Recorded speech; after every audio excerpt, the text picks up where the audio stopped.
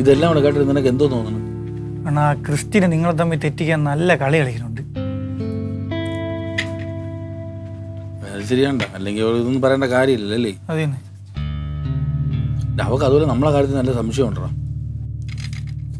അവള് നിങ്ങളെ തമ്മിൽ തെറ്റിച്ചു കഴിഞ്ഞാൽ അവൾക്ക് അഡ്വാൻറ്റേജ് അല്ലേണ്. അതുപോലെ ഇവളും അമൽ ബോസ് കിട്ട് വല്ല ഹിഡൻ അജണ്ട ഉണ്ടോന്ന് എനിക്ക് സംശയം ഉണ്ടോ? അവര് തമ്മിൽ റിലേഷൻഷിപ്പിലാണ്.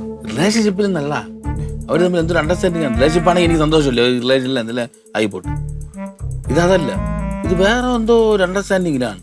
കാരണം എന്നെ വിളിച്ച് ഒരു റൗണ്ട് ഫയർ ചെയ്തിട്ടാണ് ഈ ലാസ്റ്റ് ഈ പ്രോജക്റ്റിൻ്റെ കാര്യം സംസാരിച്ചത്. എന്നിട്ട് ഇത്രയും വലിയ പ്രോജക്റ്റ് റിജക്റ്റ് ആയി വന്നിട്ടും ഇയാളെ ഒന്നും പറയാനില്ല. ഇവിടെ വേറെ ആരെങ്കിലും ആയിരുന്നെങ്കിലോ?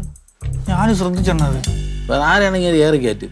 പക്ഷേ ഇത് വളരെ കൂളായിട്ട് പോട്ട് ഞാൻ 3 ദിവസം എക്സ്റ്റൻഷൻ എടുത്തിട്ടുണ്ട് എന്നൊക്കെ പറഞ്ഞ് മറ്റേ അവിടെ വെച്ച് കുറച്ച് ഉറഞ്ഞല്ലാതെ വിളിച്ച് ഒറ്റയ്ക്ക് കിടത്തി ദേഷ്യപ്പെടുക ഒരു ഫയറിങ് ഒന്നും നടന്നിട്ടില്ല അവിടെ. ഞാനും ശ്രദ്ധിച്ചത്. അല്ലെങ്കിൽ അങ്ങനെ കല്യാണ കാര്യമൊക്കെ ഇവിടെ അറിയണ എങ്ങനെയാണ്? അങ്ങനെ പറയാതെ ഇത് അവൾ അറിയില്ലല്ലോ. അതല്ലേ കാര്യങ്ങളൊക്കെ നമ്മൾ കൈവിട്ട് പോവുകയാണ്. ഏതായാലും പോകുന്ന ഏതായാലും നോക്കാടാ, എന്തിനും നമുക്കൊരു ആക്ഷൻ എടുക്കാം.